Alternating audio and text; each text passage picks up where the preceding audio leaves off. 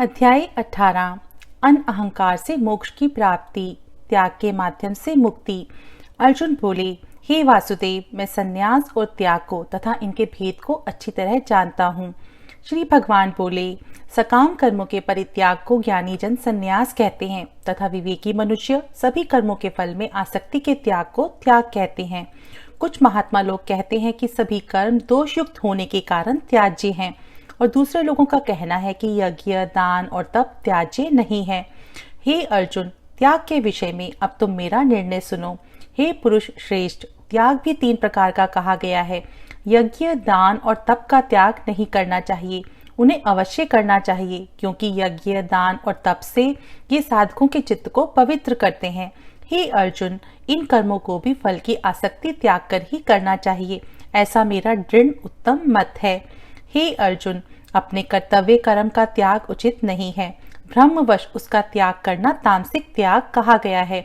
सभी कर्म दुख रूप हैं, ऐसा समझकर यदि कोई शारीरिक कष्ट अथवा कठिनाई के भय से अपने कर्तव्य कर्म को त्याग दे तो वह ऐसा राजसिक त्याग करके त्याग के फल को प्राप्त नहीं करता है। कर्म करना कर्तव्य है, ऐसा समझकर हे अर्जुन, जो कर्म फल की आसक्ति त्याग कर किया जाता है वही सात्विक त्याग माना गया है। जो मनुष्य अशुभ कर्म से द्वेष नहीं करता तथा शुभ कर्म में आसक्त नहीं होता वही सतोगुणी, शंका रहित, बुद्धिमान और त्यागी समझा जाता है। मनुष्य के लिए संपूर्ण रूप से सभी कर्मों का त्याग करना संभव नहीं है, अतः जो सभी कर्मों के फल में आसक्ति का त्याग करता है वही त्यागी कहा जाता है। कर्मों के 3 प्रकार का फल, अच्छा, बुरा और मिश्रित, मरने के बाद कर्म फल में आसक्ति का त्याग न करने वाले को मिलता है, परंतु त्यागी को कभी नहीं मिलता। हे अर्जुन, सांख्य मत के अनुसार सभी कर्मों की सिद्धि के लिए ये 5 कारण, स्थूल शरीर, प्रकृति के गुण रूपी कर्ता, 5 प्राण, इंद्रियां तथा प्रारब्ध बताए गए हैं, जिसे तुम मुझसे भली भांति जानो। मनुष्य अपने मन, वाणी और शरीर के द्वारा जो कुछ भी उचित या अनुचित कर्म करता है उसके ये 5 कारण हैं। अतः जो केवल अपने आप को ही कर्ता मान बैठता है वह अज्ञानी मनुष्य अशुद्ध बुद्धि के कारण नहीं समझता है।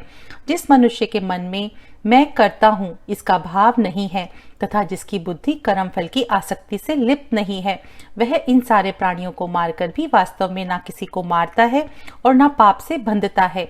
कार्य का ज्ञान, ज्ञान का विषय और ज्ञाता, ये तीनों कर्म की प्रेरणा हैं तथा इंद्रियां, क्रिया और प्रकृति के तीनों गुण, ये 3 कर्म के अंग हैं।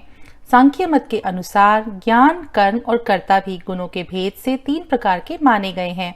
उनको भी तुम मुझसे भली भांति सुनो। जिस ज्ञान के द्वारा मनुष्य विभक्त रूप में स्थित समस्त प्राणियों में एक ही अविनाशी परमात्मा को समभाव से स्थित देखता है, उस ज्ञान को तुम सात्विक जानो। जिस ज्ञान के द्वारा मनुष्य विभिन्न प्राणियों के अस्तित्व में अनेकता का अनुभव करता है उस ज्ञान को तुम राजसिक समझो। और जिस मूर्खतापूर्ण, तुच्छ और बेकार ज्ञान के द्वारा मनुष्य शरीर को ही सब कुछ मानकर उसमें आसक्त हो जाता है वह ज्ञान तामसिक है। बिना राग द्वेष से किया गया, कर्म फल की आसक्ति से रहित कर्तव्य कर्म सात्विक कहा जाता है। जो कर्म फल की कामना वाले अहंकारी मनुष्य द्वारा बहुत परिश्रम से किया जाता है वह राजसिक कहा गया है। जो कर्म परिणाम, अपनी हानि, पर पीड़ा और अपना सामर्थ्य को ना विचार कर केवल भ्रमवश किया जाता है वह कर्म तामसिक कहलाता है। जो कर्ता आसक्ति और अहंकार से रहित तथा धैर्य और उत्साह से युक्त एवं कार्य की सफलता और असफलता में निर्विकार रहता है वह कर्ता सात्विक कहा जाता है। राग द्वेष से युक्त, कर्म फल का इच्छुक, लोभी तथा दूसरों को कष्ट देने वाला, अपवित्र विचार वाला और हर्ष शोक से युक्त कर्ता राजसिक कहा जाता है। असभ्य, हठी, धूर्त, द्वेषी, आलसी, उदास और टालमटोल करने वाला कर्ता तामसिक कहा जाता है। हे अर्जुन, अब तुम मुझसे गुणों के अनुसार बुद्धि के और संकल्प के भी 3 भेद पूर्ण रूप से अलग अलग सुनो। जो बुद्धि कर्म और अकर्म को, कर्तव्य और अकर्तव्य को, भय और अभय को तथा मुक्ति और बंधन को यथार्थ रूप से जानती है वह बुद्धि सात्विक है। हे अर्जुन, जिस बुद्धि के द्वारा मनुष्य धर्म और अधर्म को तथा कर्तव्य और अकर्तव्य को ठीक तरह से नहीं जानता है वह बुद्धि राजसिक है।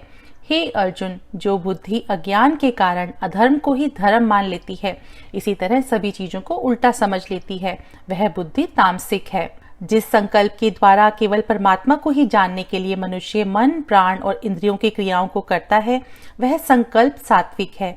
हे अर्जुन, फल की इच्छा वाला मनुष्य जिस संकल्प के द्वारा धर्म, अर्थ और काम को अत्यंत आसक्ति पूर्वक धारण करता है, वह संकल्प राजसिक है। बुद्धिहीन मनुष्य जिस धारणा के द्वारा निद्रा, भय, चिंता, दुख और लापरवाही को नहीं छोड़ता है, वह संकल्प तामसिक कहा जाता है। हे अर्जुन, अब तुम 3 प्रकार के सुख को भी मुझसे सुनो। मनुष्य को आध्यात्मिक साधना से प्राप्त सुख से सभी दुखों का अंत हो जाता है। ऐसे आत्मबुद्धि से उत्पन्न सुख को, जो आरंभ में विष की तरह परंतु परिणाम में अमृत के समान होता है, सात्विक सुख कहते हैं। इंद्रियों के भोग से उत्पन्न सुख को, जो भोग के समय तो अमृत के समान लगता है परंतु जिसका परिणाम विष की तरह होता है, राजसिक सुख कहा गया है। निद्रा, आलस्य और लापरवाही से उत्पन्न सुख को, जो भोग काल में तथा परिणाम में भी मनुष्य को भ्रमित करने वाला होता है, तामसिक सुख कहा गया है। पृथ्वी पर अथवा स्वर्ग के देवताओं में कोई भी प्राणी प्रकृति के इन 3 गुणों से मुक्त होकर नहीं रह सकता है। हे अर्जुन, 4 वर्णों ब्राह्मण, क्षत्रिय, वैश्य और शूद्र में कर्म का विभाजन भी मनुष्यों के स्वभाव जनित गुणों के अनुसार ही किया गया है। शांति, इंद्रिय संयम, तप, पवित्रता, धैर्य, सत्यवादिता, ज्ञान, विवेक और आस्तिक भाव ये ब्राह्मण के स्वाभाविक कर्म हैं। अभय, तेज, दृढ़ संकल्प, चालाकी, युद्ध से ना भागना, दान देना और शासन करना ये सब क्षत्रिय के स्वाभाविक कर्म हैं। खेती, गोपालन तथा व्यापार ये सब वैश्य के स्वाभाविक कर्म हैं तथा शूद्र का स्वाभाविक कर्म सेवा करना है। मनुष्य अपने अपने स्वाभाविक कर्म करते हुए परम सिद्धि को कैसे प्राप्त कर सकता है, उसे तुम मुझसे सुनो।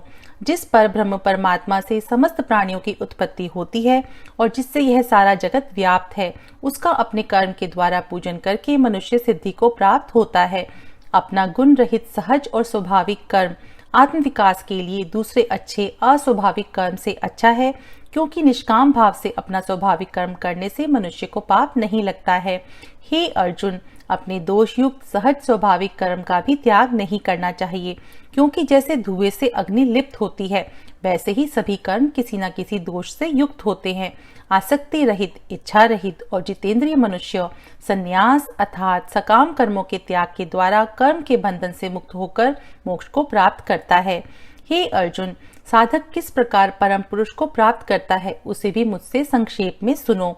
शुद्ध बुद्धि से युक्त मन के दृढ़ संकल्प द्वारा आत्म संयम कर, विषयों को त्याग कर, राग द्वेष से रहित होकर, एकांत में रहकर, हल्का, सात्विक और नियमित भोजन करके, अपनी वाणी, कर्मेंद्रियों और मन को वश में कर परमात्मा के ध्यान में सदैव लगा हुआ दृढ़ वैराग्य को प्राप्त, अहंकार, बल, गर्व, काम, क्रोध और मेरा का त्याग कर ममता से रहित और शांत मनुष्य पर ब्रह्म परमात्मा की प्राप्ति के योग्य बन जाता है। उपरोक्त ब्रह्मभूत अवस्था प्राप्त प्रसन्न चित्त वाला साधक ना तो किसी के लिए शोक करता है, ना किसी वस्तु की इच्छा ही करता है। ऐसा समस्त प्राणियों में संभाव वाला साधक मेरी पराभक्ति को प्राप्त करता है। श्रद्धा और भक्ति अर्थात पराभक्ति के द्वारा ही मैं तत्व से जाना जा सकता हूँ कि मैं कौन हूँ और क्या हूँ। मुझे तत्व से जानने के बाद मनुष्य शीघ्र ही मुझ में प्रवेश कर मोक्ष प्राप्त करता है। मेरा आश्रय लेने वाला कर्म योगी भक्त सदा सब कर्म करता हुआ भी मेरी कृपा से शाश्वत अविनाशी पद को प्राप्त करता है। समस्त कर्मों को श्रद्धा और भक्ति पूर्वक मुझे अर्पण कर, मुझे अपना परम लक्ष्य मानकर, मुझ पर ही भरोसा रख तथा निष्काम कर्म योग का आश्रय लेकर सदा मुझ में ही चित्त लगा। मुझ में चित्त लगाकर तुम मेरी कृपा से संपूर्ण विघ्नों को पार कर जाओगे, और यदि तुम अहंकारवश मेरे इस उपदेश को नहीं सुनोगे तो तुम्हारा पतन होगा। यदि अहंकारवश तुम ऐसा सोच रहे हो कि मैं यह युद्ध नहीं करूंगा, तो तुम्हारा ऐसा सोचना मिथ्या है, क्योंकि तुम्हारा स्वभाव तुम्हें बलात् युद्ध में लगा देगा। हे अर्जुन, तुम अपने संस्कार रूपी स्वाभाविक कर्म के बंधनों से बंधे हो, अतः भ्रमवश जिस काम को तुम नहीं करना चाहते हो उसे भी तुम विवश होकर करोगे। हे अर्जुन, ईश्वर सभी प्राणियों के अंतःकरण में स्थित होकर अपनी माया के द्वारा प्राणियों को यंत्र पर आरूढ़ कर्म की कठपुतली की तरह नचाता है। हे अर्जुन, तुम पराभक्ति भाव से उस ईश्वर की ही शरण में जाओ, उसकी कृपा से तुम परम शांति और परम धाम को प्राप्त करोगे। मैंने गुहाय से भी गुहायतर ज्ञान तुमसे कहा है, अब इस पर अच्छी तरह से विचार करने के बाद तुम्हारी जैसी इच्छा हो वैसा करो। मेरे इस समस्त गुहाओं में गुहांतम परम उपदेश को तुम एक बार फिर सुनो। तुम मेरे अत्यंत प्रिय हो, इसलिए मैं तुम्हारे हित की बात कहूंगा। तुम मुझ में अपना मन लगाओ, मेरे भक्त बनो, मेरी पूजा करो, मुझे नमस्कार करो। ऐसा करने से तुम मुझे अवश्य ही प्राप्त करोगे। मैं तुम्हें यह वचन देता हूँ क्योंकि तुम मेरे प्रिय मित्र हो। सभी कर्मों में अहंकार और कर्म फल में आसक्ति का त्याग कर तुम एक मेरी ही शरण में आ जाओ। शोक मत करो, मैं तुम्हें समस्त पापों से मुक्त कर दूंगा। गीता के इस गुहाय ज्ञान को तप रहित और भक्ति रहित व्यक्तियों को, अथवा जो इसे सुनना नहीं चाहते हों अथवा जिन्हें मुझ में श्रद्धा ना हो, उन लोगों से कभी नहीं कहना चाहिए। जो व्यक्ति इस परम गुहाय ज्ञान का मेरे भक्त जनों के बीच प्रचार और प्रसार करेगा, वह मेरी यह सर्वोत्तम पराभक्ति करके निसंदेह मुझे प्राप्त होगा। उससे बढ़कर मेरा प्रिय कार्य करने वाला कोई मनुष्य नहीं होगा और ना मेरा उससे ज्यादा प्रिय इस पृथ्वी पर कोई दूसरा होगा। जो व्यक्ति हम दोनों के इस धर्ममय संवाद का अध्ययन करेगा, उसके द्वारा मैं ज्ञान यज्ञ से पूजित होऊंगा। यह मेरा वचन है। तथा जो श्रद्धा पूर्वक बिना आलोचना किए इसे केवल सुनेगा, वह भी संपूर्ण पापों से मुक्त होकर स्वर्ग को प्राप्त होगा। हे अर्जुन, क्या तुमने एकाग्रचित्त होकर इसे सुना? और हे अर्जुन, क्या तुम्हारा अज्ञान जनित भ्रम पूर्ण रूप से नष्ट हुआ? अर्जुन बोले, हे कृष्ण, आपकी कृपा से मेरा मोह दूर हो गया है और मुझे ज्ञान प्राप्त हो गया है। अब मैं संशय रहित हो गया हूँ और आपकी आज्ञा का पालन करूंगा। संजय बोले, इस प्रकार मैंने भगवान श्री कृष्ण और महात्मा अर्जुन का यह अद्भुत संवाद सुना।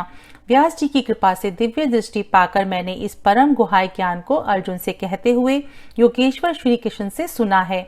हे राजन, भगवान श्री कृष्ण और अर्जुन के इस पवित्र और अद्भुत संवाद को बार बार याद करके मैं हर्षित होता हूँ। हे राजन, श्री हरि के अत्यंत अद्भुत रूप को भी बार बार स्मरण कर मुझे अत्यंत आश्चर्य होता है और मैं बारंबार हर्षित होता हूँ। संजय बोले, जहाँ भी जिस देश या घर में धर्म अर्थात शास्त्रधारी योगेश्वर श्री कृष्ण तथा धर्म रक्षा एवं कर्म रूपी शस्त्रधारी अर्जुन दोनों होंगे, वहीं श्री, विजय, विभूति और नीति आदि सदा विराजमान रहेंगे। ऐसा मेरा अटल विश्वास है। यहाँ 18वां अध्याय समाप्त होता है।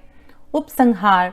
भगवान कृष्ण ने अन्य शास्त्र ग्रंथों में प्रभु प्राप्ति के तात्विक ज्ञान का सारांश इस प्रकार दिया है। जो मुझ परम पुरुष को जानना चाहता है, उसे केवल यह समझना चाहिए कि मैं सृष्टि के पहले भी विद्यमान था, मैं सृष्टि में विद्यमान हूँ और प्रलय के बाद भी होऊंगा। शेष अस्तित्व मेरी माया के सिवा कुछ भी नहीं है। मैं सृष्टि में विद्यमान हूँ और सृष्टि के बाहर भी। मैं सर्वव्यापी परम प्रभु हूँ जो सर्वत्र सब वस्तुओं में और सब कालों में विद्यमान है।